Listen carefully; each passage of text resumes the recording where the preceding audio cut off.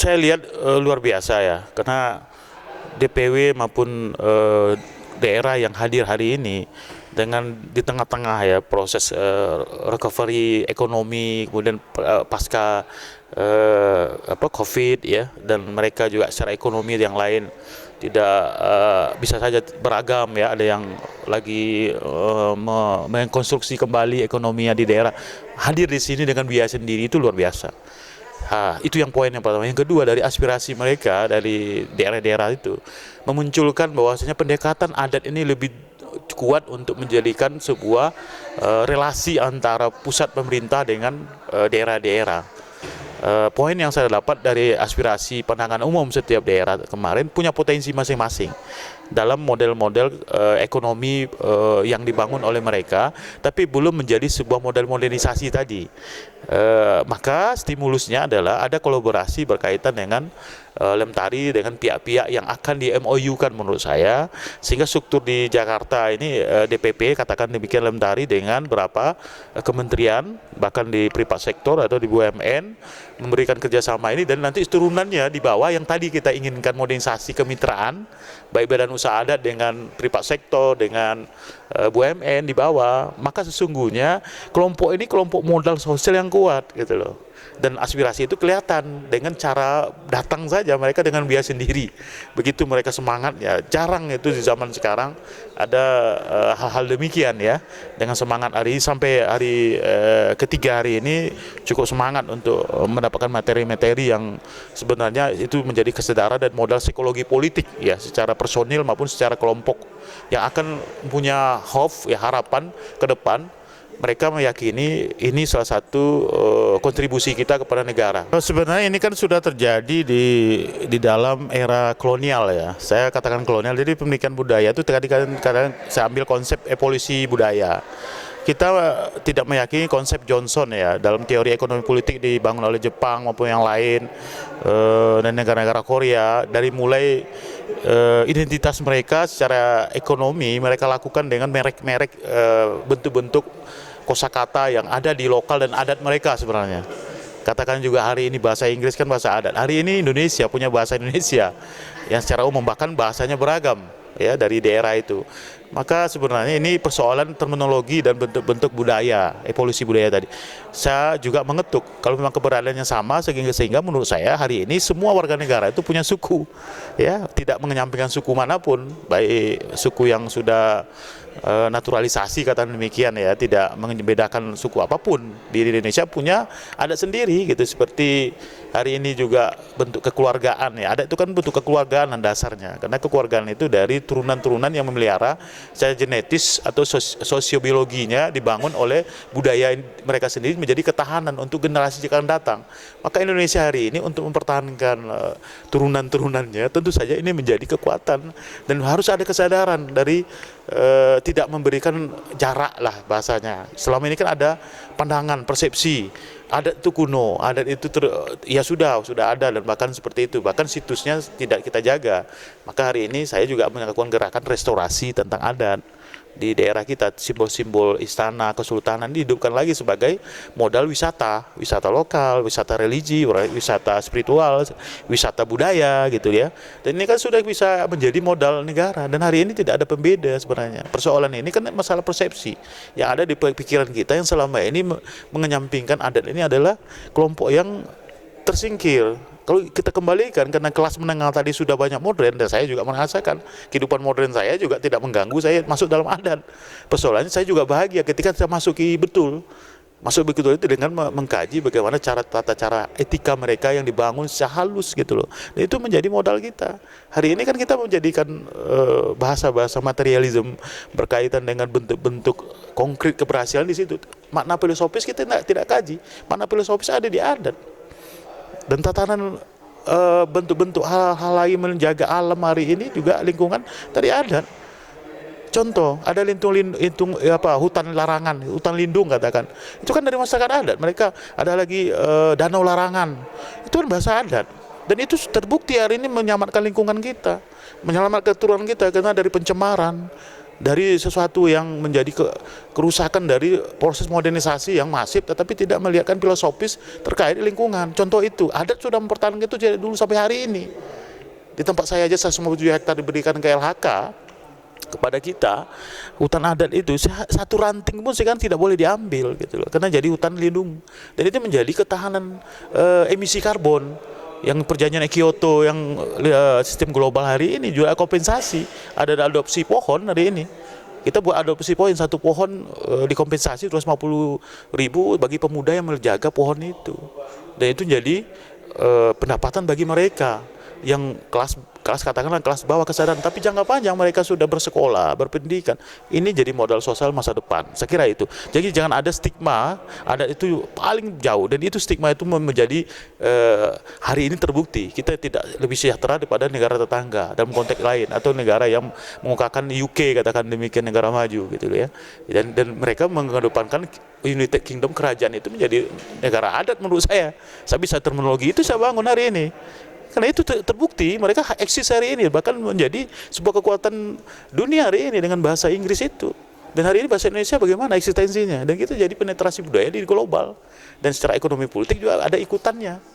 Nah, seperti film-film dahulu juga dari proses budaya-budaya Tionghoa segala macam, Eropa, kemudian sekarang Upin-Upin lah katakan demikian. Itu kan penetrasi budaya, dan itu dari adat mereka. Dan ada Indonesia hari ini kita bangun dalam Indonesia industri kreatif. Kita basicnya juga sebenarnya adat menurut. Kalau kita mau, baik eksistensi negara ini hadir secara filosofis dari historical bangsanya sendiri, dan bahkan menjadi modern, jadi bangsanya sendiri, bahkan memberikan ruang kebahagiaan bagi bangsa lain untuk hidup di Indonesia yang punya sistem etiknya berdasarkan adat tadi. Itu menurut saya.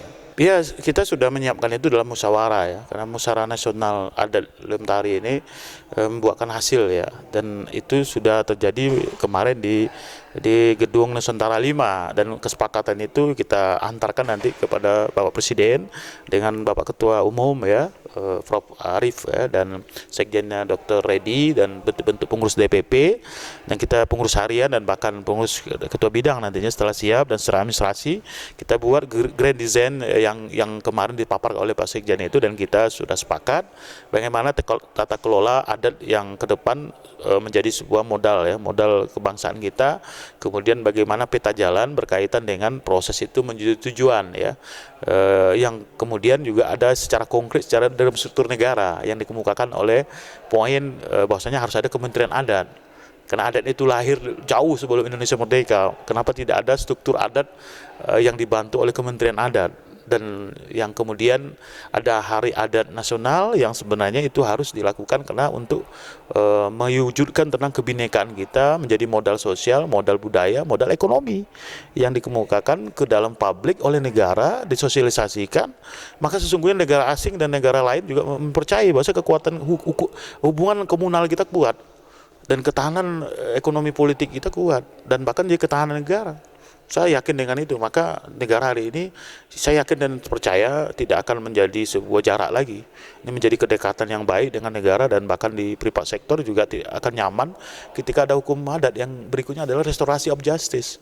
Bagaimana hukum positif yang banyak seperti ada proses-proses yang di komunal adat bisa diselesaikan oleh masyarakat adat sendiri dengan struktur adat, atau justru ditawarkan peradilan adat dan polisi adat dalam mengamankan bentuk-bentuk lain. Dan ada riset yang saya yakini di 2021 saya dapat pekerjaan riset di sebuah kabupaten di Riau bersama kawan-kawan di Universitas Riau, UNRI, Dr. Aura, saya itu 5 orang tim peneliti, penelitian metode kuantitatif, ada persepsi publik terkait dengan pengentasan narkoba.